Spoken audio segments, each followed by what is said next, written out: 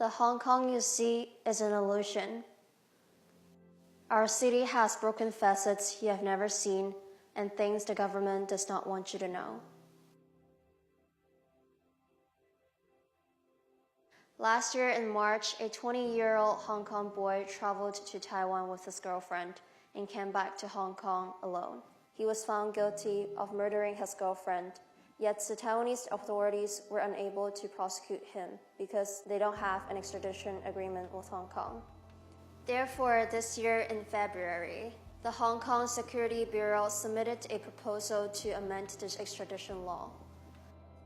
The proposed amendment would extend the case-based surrender arrangements to cover the currently excluded part of China. This implies that the government will be able to hand over fugitives to places with which it doesn't have a long-term bilateral extradition agreement, including the mainland China, where the judiciary system is poorly established. Hong Kong people can be prosecuted by 37 extraditable crimes charged by Chinese authorities. Soon after the bill was introduced, it has drawn a tremendous backlash from the society. The Taiwanese Mainland Affairs Council criticized this bill and reiterated that they have never requested for such an amendment. The European Union, the US, the UK, Germany, and Japan have already spoken on this. Saying that I thought today's testimony was incredibly powerful. I think that you have made clear for us the urgency of this situation. And we are on the side of the people of Hong Kong, and we are on your side on this, and we will certainly take your suggestions seriously and do the necessary follow-up. Hundreds of petition forms were created by schools, professions, and organizations in Hong Kong to oppose the bill. However, our chief executive, Carrie Lam, refused to talk to barristers in Hong Kong. This week, the petition to the White House already exceeded 100,000 of signatures, requiring the US a response to this issue.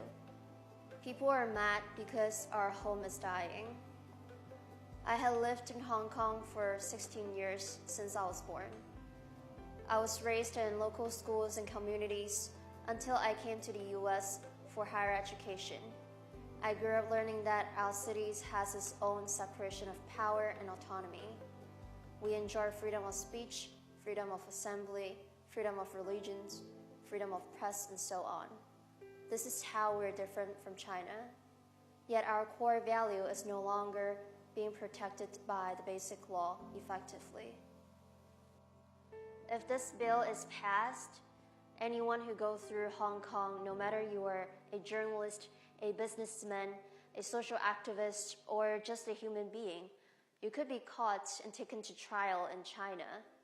If this is passed, Hong Kong will no longer be a safe place for those who came after the Tiananmen Square massacre, for those who are vocal about social issues, and for those who practice their own freedom of speech.